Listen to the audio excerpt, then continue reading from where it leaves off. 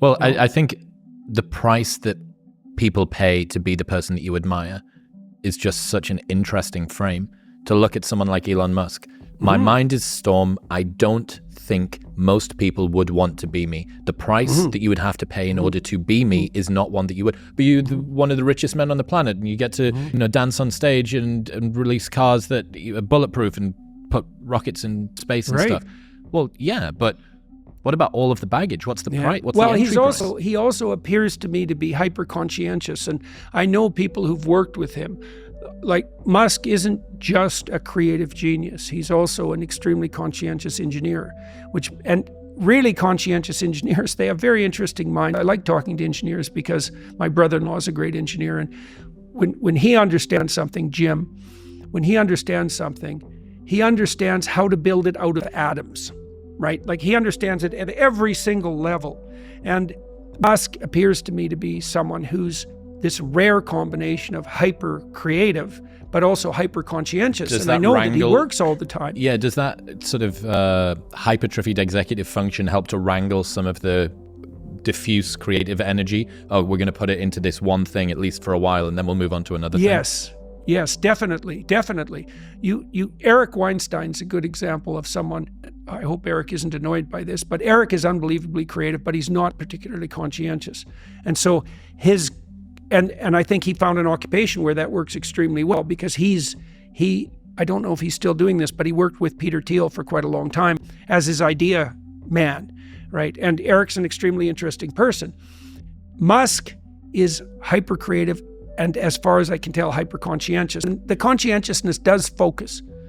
And that lots of people who are creative aren't conscientious. Well, it's rare. Like, if you're there's no correlation between creativity and conscientiousness.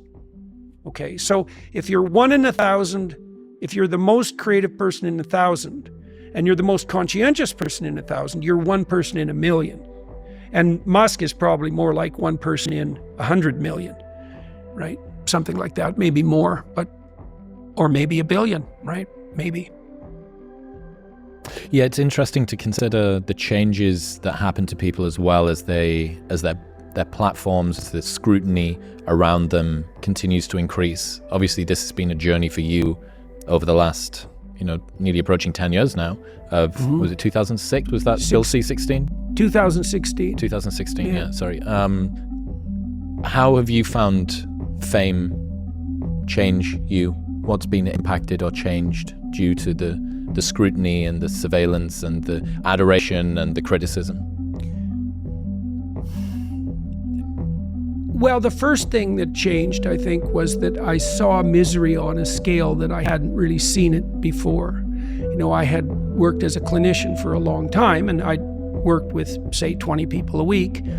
And I was always in the realm of difficult existential problems, wrestling with my clients' problems alongside of them. And I liked that a lot. And then I had my research, and I had my family and various business interests. And so that misery in some ways was contained and boxed in, and I had a lot of structure around that to be able to function despite the fact that, I was neck deep in 20 people's serious problems, which I really liked, by the way.